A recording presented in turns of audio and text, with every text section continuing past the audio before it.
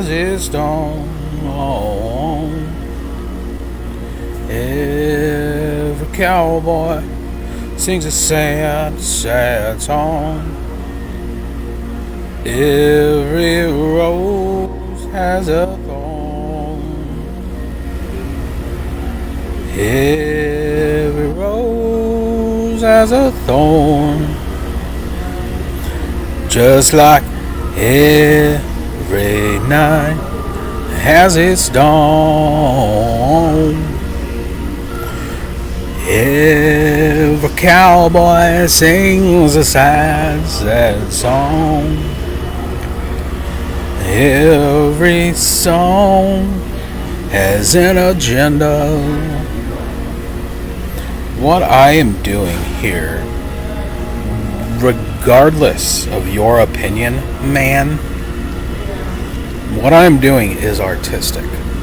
I am an artist. I am a creator. I have been an artist and a creator my entire life. Since I was a young child. Since I was young enough to be raped by the CIA. Which is pretty fucking young. If you think about it.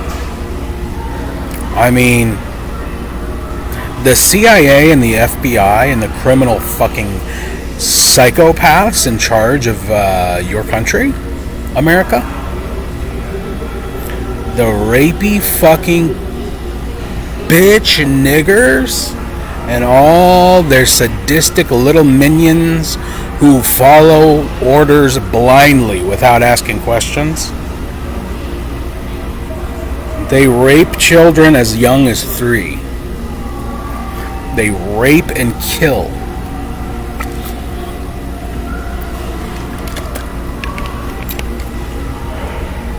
And ever since I was young enough, luckily I didn't fall victim to their fucking worthy of being lined up against a wall and have the contents of their skull emptied with a point blank buckshot.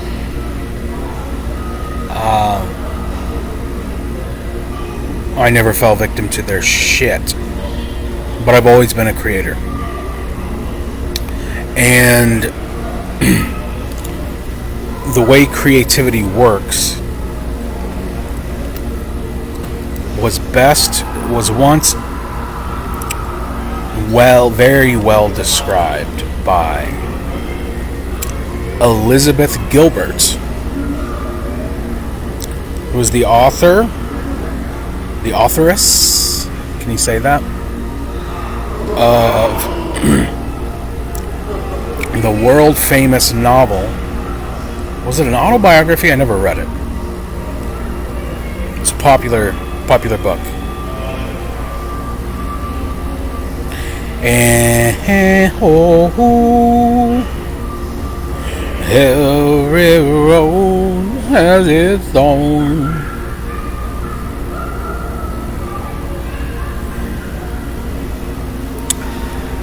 I don't know if she copyrighted her shit, but I'm gonna jump around.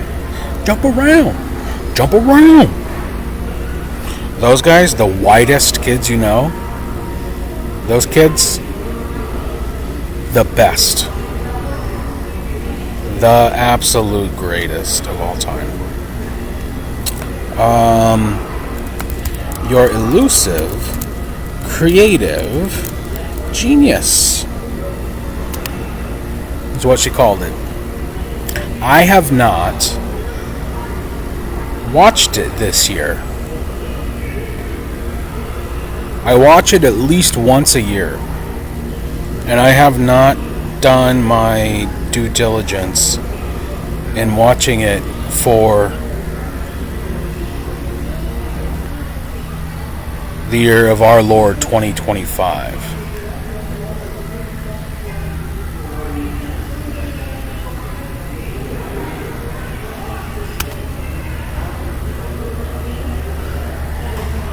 Every rose has its thorn. Every network has a dumb fucking nigger who doesn't know how to use networking tools to hack my device. Every nigger has a faggot. No, well, while we wait for YouTube to respond, let me just say that today's little birdie came to me as I was singing Tambourine Man, a cover of Tambourine Man. The original, sorry Bob, the original is too old-timey for me. The cover that I was listening to is very well remastered, and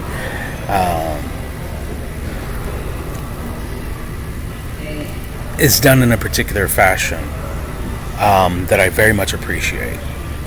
And as I was sitting there listening and singing, "Hey, Mr. Tambourine Man, play a song for me. I'm not sleepy and there is no place I'm going to. Hey, Mr. Tambourine Man, play a song for me. In the jingle jangle morning, I'll come following you. I know that evening's empire has returned into sand, vanished from my hand, left me blindly here to stand, but still not sleepy. My weariness amazes me, I'm branded on my feet. I have no one to meet, and the ancient, empty street is too dead for dreaming." So good. Bob Dylan, although he wrote those words, it's not responsible for them. That's how it works. For all you non-creatives out there, which, for God's sake, get on it. If you think you're not a creative person, it's because you're not creating. I'm staring right now. I am across from a wall of art that is like 95% of it was done by one person. Now, it's not art that you would hang in, let's say, the Nelson Atkins Museum of Art, technically. And you wouldn't, I personally, as an artist, would not describe it as something even like highfalutin fucking, but it is art, and I love looking at it. It's creation, it's creativity. The person who made this art tapped into the sources of creativity, the divine spark within himself, and allowed it to pour through him and into his hand. And it is adorning the wall. And it is wonderful. And the fact of it is precious and amazing. And I very, very much love the fact that he went in, that he did it. He did it. He brightened up the place. He is not, and I'm telling you, as an artist, not like, you know, he's not a Leonardo da Vinci. Nonetheless, his creativity has a designated place of inspiration. All human beings can be creative rather than being destructive. Doesn't look like this is going to work, does it?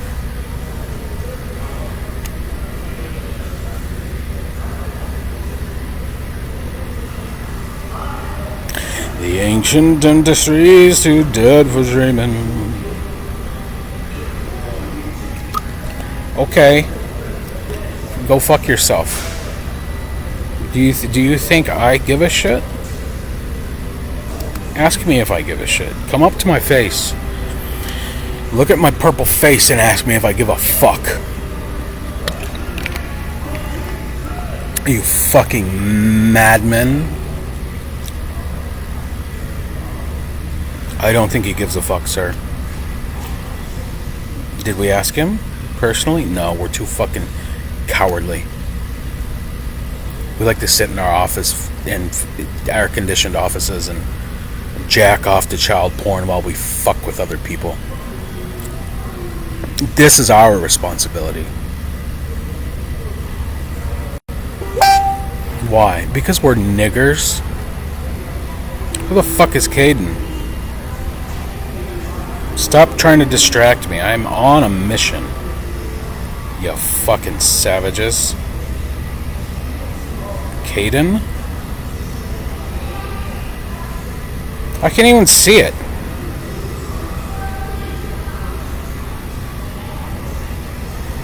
Get off me. Get off my shit. Get off my shit, pissed bitch. I don't have the patience for this. It's Sunday, guys. I have things to do. I just wanted to share what God told me to share. That's it. I have an obligation.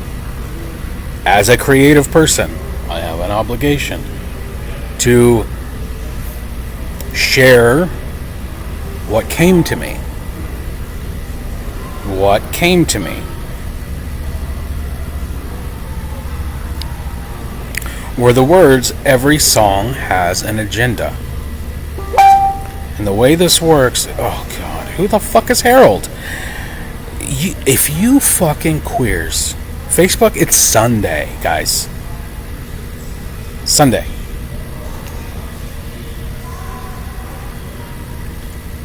Don't make me fucking kill you. Because I will rape your mother to death.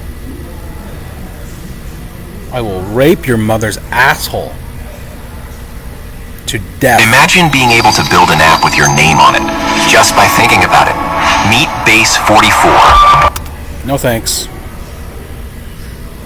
Don't care. Strong love and fascination. And I don't expect that that's ever going to change. But that said, something kind of peculiar has happened recently in my life and in my career, which has caused me to have to sort of recalibrate my whole relationship with this work. And the peculiar thing is that I recently wrote this book, this memoir called Eat, Pray, Love, which decidedly, unlike any of my previous books, went out in the world for some reason and became this big mega sensation, international bestseller thing. The result of which is that everywhere I go now, people treat me like I'm doomed. Seriously, doomed. Like they come up to me like all worried and they say, aren't you afraid you're never going to be able to top that? Aren't you afraid you're going to keep writing for your whole life and you're never again going to create a book that anybody in the world cares about at all, ever, again? So that's reassuring, you know. But it would be worse, except for that I happen to remember that over 20 years ago, when I first started telling people when I was a teenager that I wanted to be a writer, I was met with this same kind of sort of fear-based reaction, and people would say, aren't you afraid you're never going to have any success? Aren't you afraid the humiliation of rejection will kill you? Aren't you afraid that you're going to work your whole life at this craft and nothing's ever going to come of it and you're going to die on a scrap heap of broken dreams with your mouth filled with bitter ash of failure? Like that, you know. And short answer to all those questions is yes.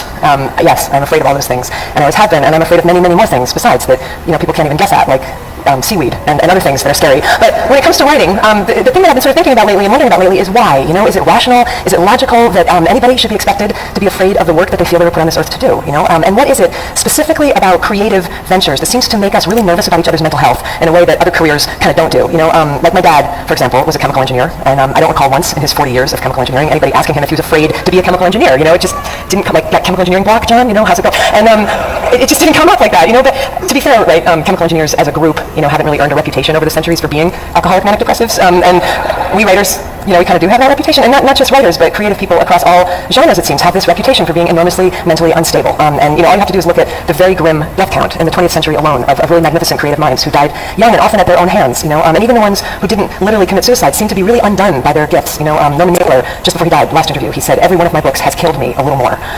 an extraordinary statement to make about your life's work, but we don't even blink when we hear somebody say this because we've heard that kind of stuff for so long, and somehow we've completely internalized and accepted collectively this notion that creativity and suffering are somehow inherently linked, and that artistry in the end will always ultimately lead to anguish. And the question that I want to ask everybody here today is, are you guys all cool with that idea? Like, are you comfortable with that? Because you look at it even from an inch away, and I'm not at all comfortable with that assumption. I think it's odious, and I also think it's dangerous, and I don't want to see it perpetuated into the next century. I think better if we encourage, our great creative minds to live, and I definitely know that in my case, in my situation, it would be very dangerous for me to start sort of leaking down that dark path of assumption, particularly given the circumstance that I'm in right now in my career, which is, let's check it out. I'm pretty young. I'm only about 40 years old. I still have maybe another 4 decades of work left in me, and it's exceedingly likely that anything I write from this point forward is going to be judged by the world as the work that came after the freakish success of my last book, right? I should sort of love it.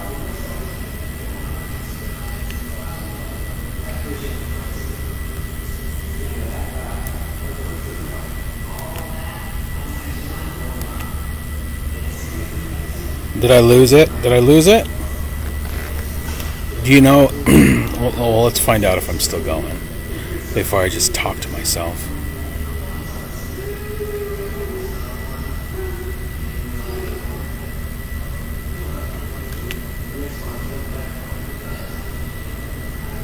Does not appear to be the case.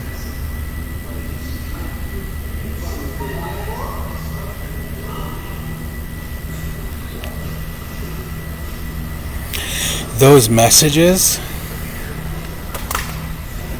Ooh, maybe I am still going. Those messages are malicious messages. They have scripts, so, and this can happen to you. You can receive a text message without opening it. You can receive an email without opening it. There are things on your device. Any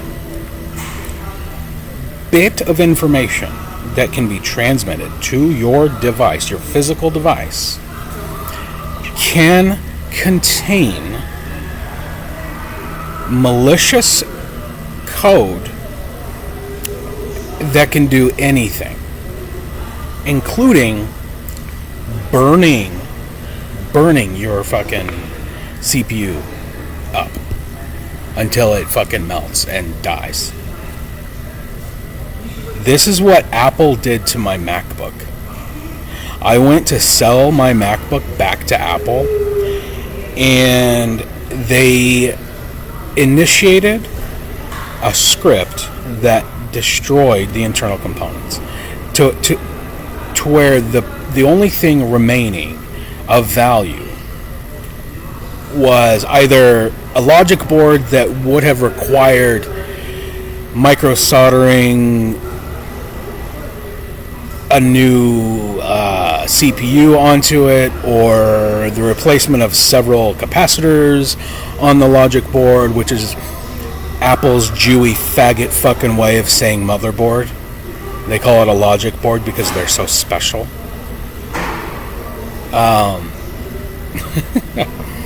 These messages, whoever the fuck these niggers are, sending me fucking shit. These are malicious code, and it is not just some random some guy in fucking India trying to sell me a goddamn something or other. It's literally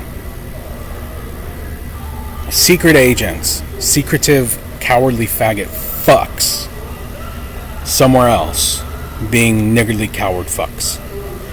And the point of today's demonstration was that, first of all, you need because you are God's child.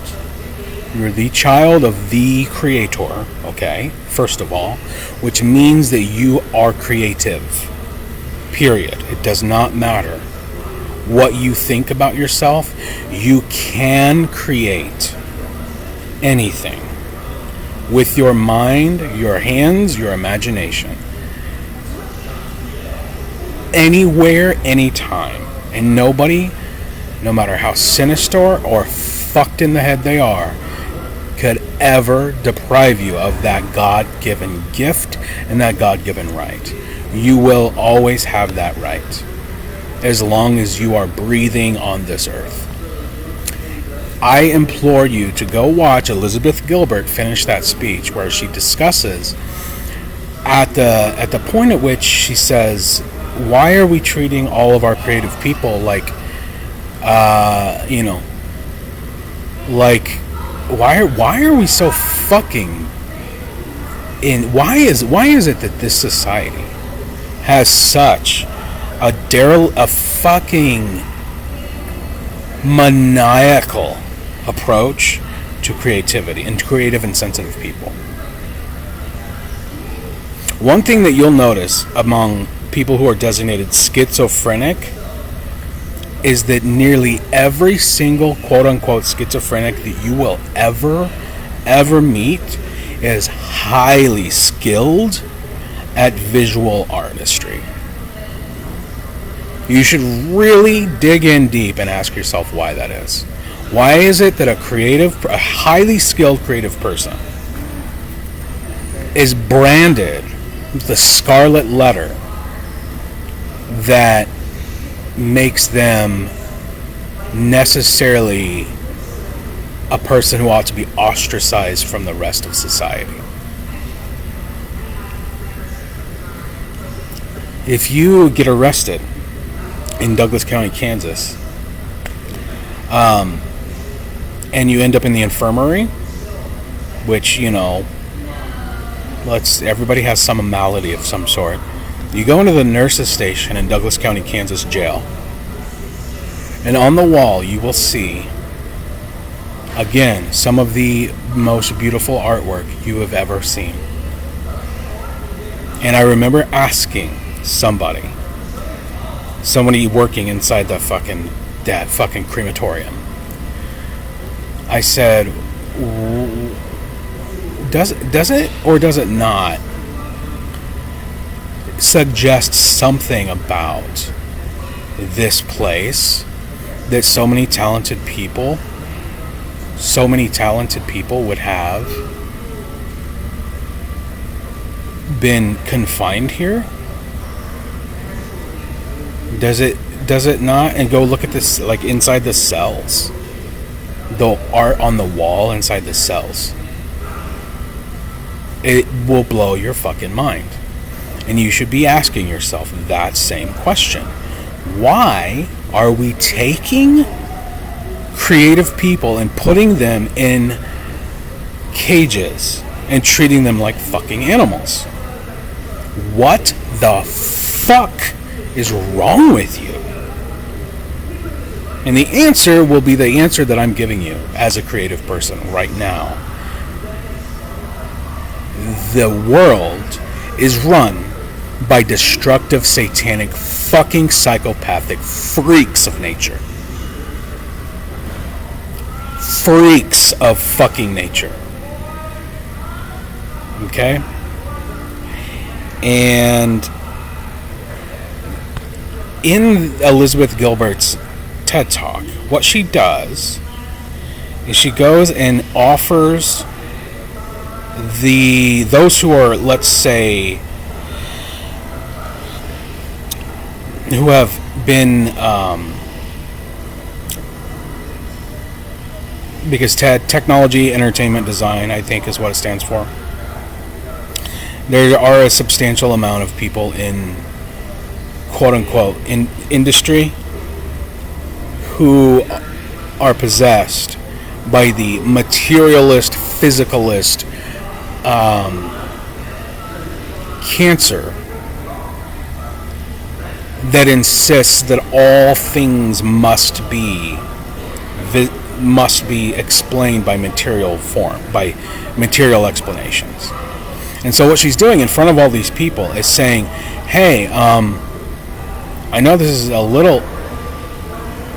is not going to like ingratiate every person with a sense of obligation and understanding about how creativity works, because you're all physicalists, but I'm asking you to kind of let go of your biases, let go of your religious assumptions. Let's be honest. She wouldn't use these words, but I would. Kind of loosen up your religious assumptions about physicalism and open your mind to the possibility that when somebody writes a song, when a creative person writes a song, that they are channeling something from another dimension, that something is coming to them and pouring through them. And that thing, being a creative thing that gets created, enters into this realm with a mind of its own. That's what I mean by every song has an agenda. It isn't just every song. It's every form of creativity that lands itself in the realm of man, that possesses the ability to operate with intention. And that is how you can put on a song and change your mind. You will by listening to a song. And I encourage people to go out and listen to like melodic music. I do have my own like biases and my own, let's say, tastes for music. When it comes to, for instance, rap, most rap that has been, I would say, since Lil Wayne entered the fucking scene, Lil Jon, Lil Wayne, there's been a lot of like mumble rap shit like that. To me doesn't, I don't know, there's been a lot of plagiarism in the rap game, but there has been still a lot of post-2000, post-aughts, there's still been a lot of creative, like Ludacris came, he was post-Dre, but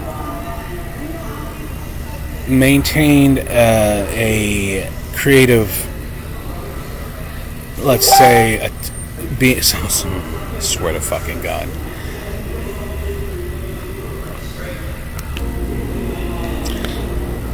He was able to maintain that connection. Eminem dropped off. He lost it. That, I don't know if that's because they killed him and replaced him with a clone, or if he just lost it because he sold out and took too many drugs. But it comes and goes, and that it's evident in the people who sell out. Just look at the early work of people who rose to prominence, and then look and compare their later work to their early work, and in most cases you will see that the demonic cancer of capitalism and consumerism choked out their creative connection. In most cases, Bright Eyes never sold out. That's why Conor Oberst is still making powerful poetic music and has been doing it his entire life, since high school, since before high school, because he never sold out. He had many opportunities. He was on, Letterman, many opportunities, but he refused. Same with Tool. Tool managed to retain the socket of connectivity to the divine, despite having been in the grips of the tentacles of the Leviathan. And every creative act has the ability to arrest your mind and to take you to a place. This is why I am currently, I have one of my favorite songs is Aurora's Runaway, because that's where that's where I am right now. I am a runaway. I was listening to the ocean. I saw a face in the sand. When I picked it up, it vanished away from my hands. I had a dream I was 7. Climbing my way in a tree, I saw a piece of heaven waiting patient for me. I was running far away. Will I run off the world someday? Nobody knows. Nobody knows. I was dancing in the rain. I felt alive and I can't complain. But oh, take me home. Take me home. Home where I belong.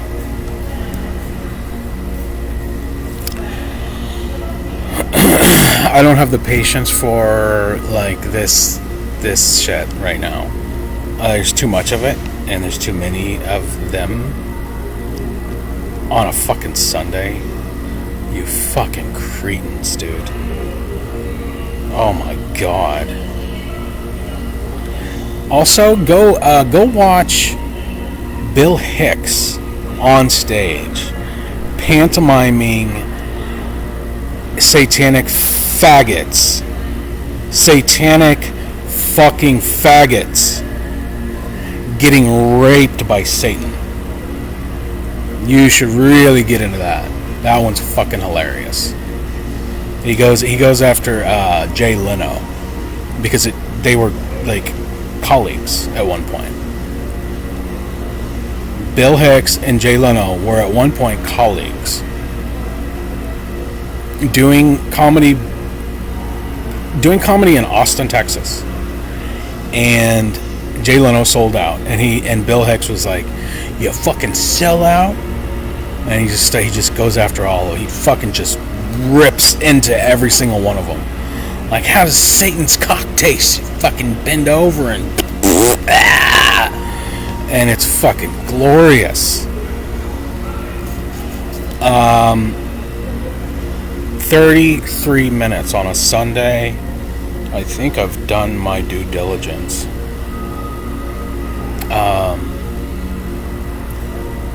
Fuck Satan. Satan is a faggot. Don't forget to create something. Create. Pour forward. Pour it all out. Let it in. And let it go.